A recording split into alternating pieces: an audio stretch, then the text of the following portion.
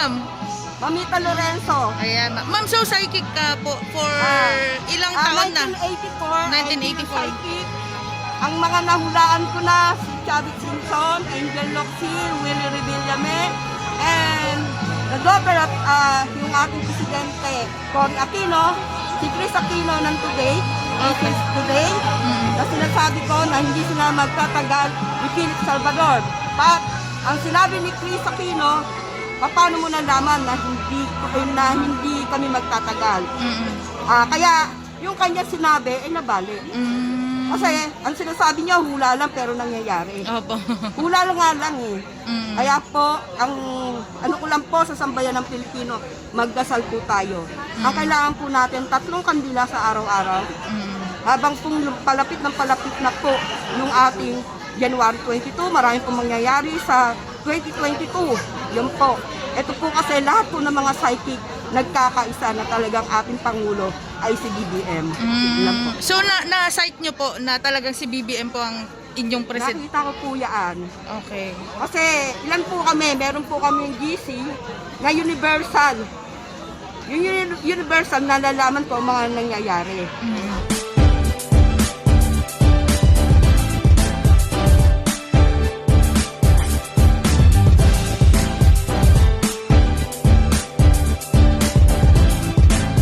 Pasok sa atin na senator. Mga bagong salta na senador. 5 galing KBL.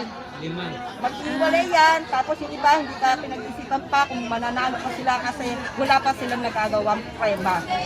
Diba? Ang kailangan po natin iboto, yung may malasakit sa mahihirap, hindi ang malasakit lang sa bulsa. Kasi ang pagmamalasakit nakikita mo yun eh. Halimbawa, binati ka, Sir Bong, binati ka niya. Nakatawa siya, hindi yung meron tissue sa kamay. Diba? Kaya kailangan na iboto po natin yung na nagmamahal sa mahihirap. Rally para kay BBM.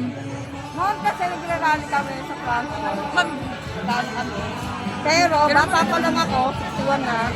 Bata pa lang ako, Marcos Loyalist na ako. Ang mother ko, may mga ID kami na maliliit. Yung ID, Marcos Loyalist. ay, may ganun po kayo, ma'am. Nasaan na ngayon, ma'am? Wala na?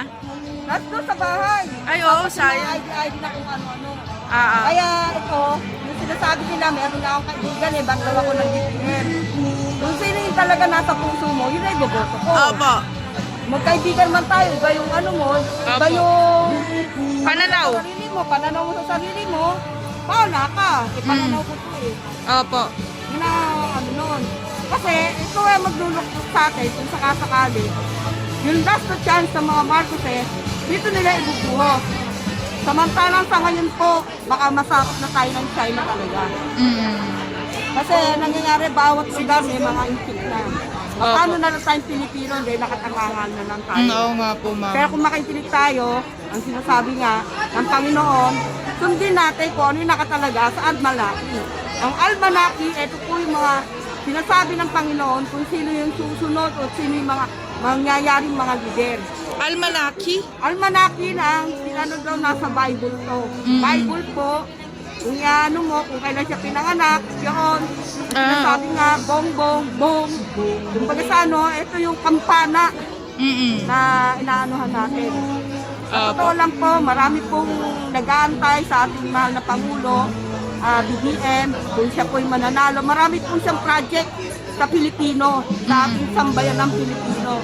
Kaya huwag po natin pahirapan ng sarili natin. Yun lang po ang masasabi ko, BBM. Okay po, ayan, BBM. So, ma'am, ano pong masasabi niyo sa mga gustong magpa-disqualified kay BBM? Doon sa mga gustong makapag-disqualify, sana naman po, intindihin po natin yung bayan natin. Kung kayo naman po mayroong problema, problemahin nyo na lang yung sarili nyo. Kasi hindi nyo alam ang mangyayari. Bilang isa po na nakakaalam po ano mangyayari, kung nakikita nyo yung mga nangyayari sa mundo, ay nalalaman po namin yan, mga phenomenal, mga psychic po ang nakakaalam yan. I've been a psychic in 1984, kaya nalalaman ko kung ano mangyayari. Yung po sa Luneta, ayaw talaga ng ating mahal na Pangulo na magkaroon po doon na ng sampag-isipon. Kasi ginaalagaan niya parang sa ama niya, na inaalagaan niya ang bawat Pilipino. Kaya kayo po na nagbibigay ng disqualification, umaabot na po sa 1,000 abogado ang nagtatanggol sa ating mahal na Pangulo. Yan po ay talagang makabayan. Kaya sana naman po pagbigyan natin. Nung nakaraan po, Vice President, siya po ay, kumbaga sa nadaya na. Hindi kami papayag na madaya na ngayon. Kaya bawat po, sa lahat po ng mga botante, nananawagan po kami na bantayan natin ang balota. At kung maaari, nakasuot tayo ng pula, malalaman natin kung nadaya na tayo. Ayan. So, ma'am, sa mga sumusuporta po kay BBM, kagaya nyo po, ano pong mga masasabi nyo po sa lahat ng supporters po ni BBM Sara Uniteam? Huwag po tayong bibitaw kung sakali sa ating mahal na Pangulo. Kasi pag bumitaw po tayo, mapapariwara po ang Pilipinas. Ayoko sana po magsalita, nandito na. Kaya kailangan ko na yung sabihin yung damdamin ko. Opo. Pag ito po ay nangyari, baka marami pong magsisi. Ang pagsisisi po, hindi sa una, nasa huli. Ang sinasabi, hindi daw matutuloy, maraming gulo. Marami pong kaguluhan ngayong eleksyon. Kaya kailangan po, dasalan po tayo. Ang sinasabi ng Ama, ang pagdarasal, ang may tatagumpay sa ating mga Pilipino. Tayo po ay makabayan. Kaya gamitin po natin kung ano yung dapat natin gawin. Kasi pag hindi po nangyari to, siya ay hindi natin binoto. Kung kayo man ay bibigyan ng salapi, ibulsa nyo lang. Pero kung sino yung nasa puso nyo, yun ay boto nyo. Ano pong name nyo, ma'am?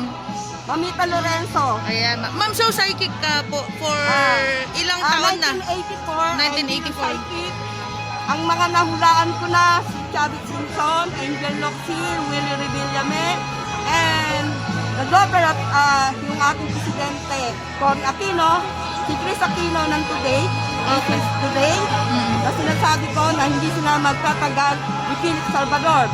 But, ang sinabi ni Chris Aquino, paano mo nalaman na hindi kami magtatagal? Kaya, yung kanya sinabi ay nabalik. Kasi, ang sinasabi niya, hula lang pero nangyayari. Opo. Hula lang nga lang eh. Kaya po, ano ko lang po sa sambayan ng Pilipino, magdasal po tayo. Ang kailangan po natin, 3 kandila sa araw-araw. Habang pong palapit na po yung ating January 22, maraming pong mangyayari sa 2022. Yun po. Ito po kasi lahat po ng mga psychic nagkakaisa na talagang ating Pangulo ay si BBM. Lang po. So, na-cite nyo po na talagang si BBM po ang inyong president? Nakita ko po yan. Okay. Kasi ilan po kami, meron po kami yung GC na Universal. Yung Universal, nalalaman po ang mga nangyayari. Yung katulad ko, yung nangyayari ngayon sa Mount Pinatubo, nasabi natin yon. Okay. Yung sa Taan, nasabi po natin yon. Nag-predict po natin yon. Yung New Jerusalem ay nandito sa atin sa Pilipinas. Dito po yung susunod na Jerusalem na hindi natin inaasahan. At ang lahat ng kayamanan ng mga Marcos ay ilalabas na. Okay. Ayaw nyo ba yun? Ultimo mga bata ay makakatikim ng ginhawa. Galing, ma'am. Ma'am, last question na lang. Nabayaran ba kayo na pumunta dito, ma'am? Nabayaran ba kayo? Hindi po kami nababayaran. Katulad ko po. Bumuli ako ng t-shirt. Nagbigay po kami. Kumbaga sa talagang galing pa kami ng Cavite. Mga kasamahan ko. Maarte na po kami ng sasakyan. Sarili naming gastos. Kasi kung wala kang panggastos sa sasakyan, paano makakapunta yung mga followers yan? Yun po ay kusang loob namin na gustong mga sumama. Yung mga gustong sumama po, ay gusto namin makita nila, masaksihan nila kung ganong karami ang tao nagmamahal sa ating Pangulo. Yan po.